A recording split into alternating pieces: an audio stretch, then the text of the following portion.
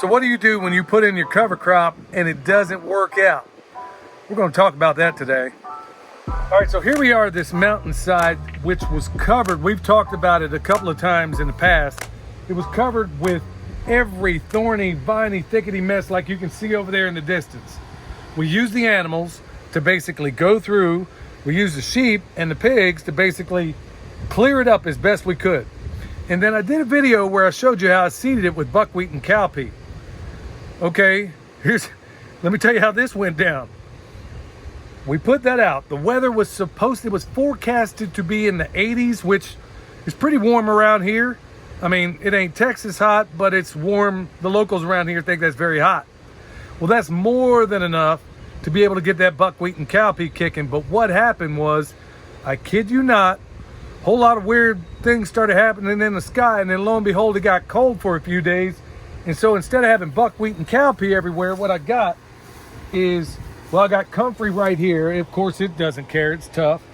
And then we got buckwheat and cowpea a little bit. Got buckwheat and a little bit of cowpea down in there. But by and large, a lot of the unfriendly weed regimes that I wanted, like where I wanted to get rid of, like that goldenrod over there, up there, a little bit of Chinese silvergrass and a number of others, guess what? It was so cold that it favored them. At least the weather did. Because ordinarily, when I throw that buckwheat and cowpea out, it'll outcompete everything out there. And plus, it's doing critical things like adding structure to the soil, which we seriously need up here. Now, let's walk down this way, and I'm gonna show you the difference. As we go along, of course, I mean, look, y'all, I know I say comfrey, but it's everywhere. We grow it everywhere for a reason. Comfrey. We have good, down in here, I got a grafted tree from Flomaton Famous. I'm gonna go ahead and have to clear that up a little bit. The comfrey's starting to choke it out a little bit. But here's what I'm wanting to point out. We got yarrow, thyme, rosemary, all kinds of stuff up in here. Now check this out. We tested this soil about a week ago. It was absolutely fantastic. It was highly fungal dominant. Everything you see up and down here, honestly, on this lower level is doing absolutely fabulous. No problems, no disease, no nothing. And it's growing only the stuff we want, and it's not growing really anything that we don't want. Now, if you go up to this terrace up here, everything up that mountain is basically growing. It's growing some of the buckwheat and cowpea, but by and large, the weather went cold and it screwed up my plans. So here's how we're gonna fix it, because this ain't the first time it happened. There's a little side note over here on this apple. Look, we got a black locust coming up out of the ground. And then we got a couple of things down in here that are weeds where it's not always going to be perfect, but it's getting close to it. Now, when we tested the soil up here, down here we have, just to give you a basis of comparison, down here on this lower level where we got, you got everything teeming with activity down here. What we've noticed, and it's astonishing really, is that all the life we want in that soil, the bacteria and the fungi is in perfect balance. Protozoa, arthropods, beneficial nematodes, all of it exists down here. And you'll notice it is blowing up in exactly the ways we want. But back over here, when we tested that soil, entirely bacterial, nothing else. Poor structure, everything about that soil. So it goes to show that with good management, you can turn it around and you can do it really quick, because this is really only a year's progress. In fact, this little fig over here is off and running. You see it, I know it's green on green and it's tough for you to see, but you got comfrey, fig, comfrey, garlic. All of it is teaming up here. And then on the next level, that's where it goes sideways. So here's how we're gonna deal with it. It ain't fun, but here's one of the ways in which we deal with it. And in a minute, I'm gonna show you another way we deal with it. All right, look here. We got some things over here. We got some clover popping up here and there. It's not all bad, but there are patches where it's not wonderful. So you can see my buckwheat and cowpea over here, okay? Mostly buckwheat, but the cowpea's in there, I promise you. And then up the way. So basically we got patches of areas that did extremely well because of all the microclimates in these mountains. Some areas are gonna stay warmer, some not so warm. This is one of the areas that stayed warm enough. So look, you're thinking, okay, well, you lost money. You spent all that money on those seeds. Well, I got news for you.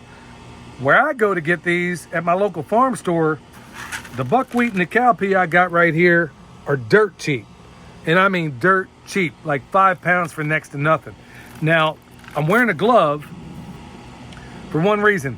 I have them covered in legume inoculant. It's okay if you hit both of them with it. The only reason I got this glove on is not that it's caustic or it's harmful or anything. The real truth of it is when you stick your hand in there, it will dry it out like you've been working in concrete all day. So that's the only reason. So if you do work with this stuff, you want to keep a little of your moisture. Look, yeah, I'll just leave it right there. So here it is. I got a patch of things I don't want. It's really this simple. I'm going to throw these seeds back up in there. And I'm basically going to do what I did the first time. Okay? So we'll do this in patches and pieces. Because right now, I just ain't got time. I got things I got to do. Other things that are planned. So, got that thrown out. Now you're thinking, okay, well, how's it possibly going to grow with all this stuff? I'm going to repeat exactly what I showed you the first time. And then here in a second, I'm going to show you out there on another way that we go about doing it. And it works even better, I think. All right, so basically you can see what happened here. I want to point this out because this is exactly what I'm hoping is going to happen. Not hoping. We've done it so many times, I know exactly what's going to happen. All this buckwheat and cowpea, and it's down in there, believe me. It's even created something of a microclimate to where even clover has come up down in there. Well, that's more nitrogen in the soil, okay? But what's going to happen, and I kid you not, especially when that cowpea gets kicking, this is a small example of what you can expect to happen.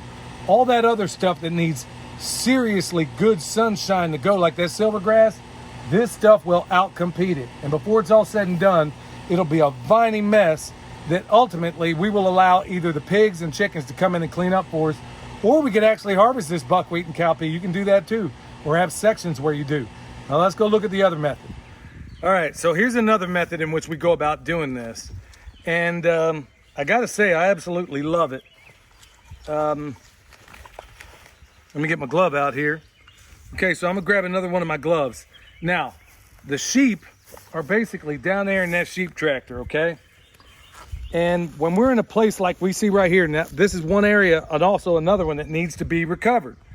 So we use kind of the same technique, but it's even better if you ask me. Because the sheep will not eat this buckwheat and cowpea. Those chickens in the background you hear will, but they're not coming up this far anyway, and that's by design. So you see this mess over here? This is where they were. The area I'm standing on is where they were. I literally just weed-eated this entire embankment right after I did the following.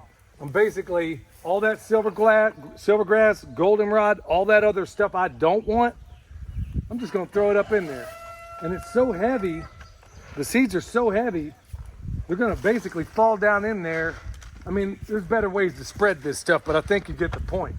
I'm gonna basically get it up in there, everywhere I can possibly get it. And then check this out. We got a rotation with our sheep that basically consists, and I'll go heavy on this stuff. I mean, I will go through tons and tons and tons of it. Simply because, like I said, they're inexpensive and they are highly effective in improving that soil. We've used it over and over and over again. So what's gonna happen? Right now, you can't really tell it from your vantage point, but basically at this time of year, the sheep are working basically one sheep netting, like what you see here. They're on one. And then tomorrow, we're gonna spread that out and then get them into a second net that's gonna basically take them to the top of this landing. So what are they doing?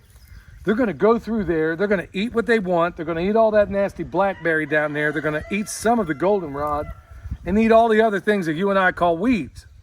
At the same time, all these seeds that I threw down in there, they're stomping them in, okay? I mean, that's exactly what they're doing. They're doing it down there, and I always do it a day before. They won't be in one spot this time of year more than 3 days. Through the spring, they're moving every single day, and you could even move them multiple times a day. Right now, we've drifted in the summer, and that it's gonna be a little drier, they're slowing down a little bit. So what's happening? They're crushing that in. I go through, when they're all said and done, we move them out, and then I drop with a weed eater all the stuff they didn't eat for the express purpose of providing a mulch for all the seeds I just laid down. that are now in that soil. So now it'll absolutely take over and choke out those things like that silvergrass that want open sunshine. It can't compete. Its woody nature is going to cause it to grow way too slow. And this stuff will absolutely outcompete it. And then what do? Well, if I want, I can harvest it, or I can run pigs and sheep through there. It won't harm them. It won't harm them one bit. And like I said, this is like in this bucket, when I fill it all the way up, I may be into it for 30 bucks. I mean, that's not a bad investment for what I'm going to get out of it. So what did I do in the process? Fed my sheep, fed the soil, more importantly, fed the microbes that are living in that soil, and I'm attracting the beneficial ones, just like we showed you in that area, in that first landing up there. Exactly the same process, exactly the same methods, absolutely nothing different. It's one of the fastest ways we've used to improve soil in like record time. So hopefully this has been a blessing to you. And like I said, if the weather, look, I know weather's being either played with or it's just what it is. Whatever the case may be, you got to make adjustments. And sometimes if you lose your cover crop, it's not that big a deal depending on what that cover crop was. In this case, we didn't lose anything. All right, y'all, you need bone sauce. World's best deer repellent. We got it at the website. It's not a panacea, but it's the best that's out there. I guarantee that. Also, if you need comfrey, got it at the website also. Rice knives. William just did a whole nother batch. They should be up real soon. All right, y'all, if you need anything from us. And also, the butchery video we got out there, a lot of people are asking about that and how to get, squared away on it. Well, we do have a all-encompassing butchery video, and we just added an additional part to it that includes the scalding part of it as opposed to just skinning. So we got the skinning and scalding all there listed down below. If you need anything from us, y'all, there we are at the website, and email me. Check us out at permapasturesfarm.com. Until next time, this is Billy from Perma Pastures Farm, where permaculture is my passion. We'll see y'all next time.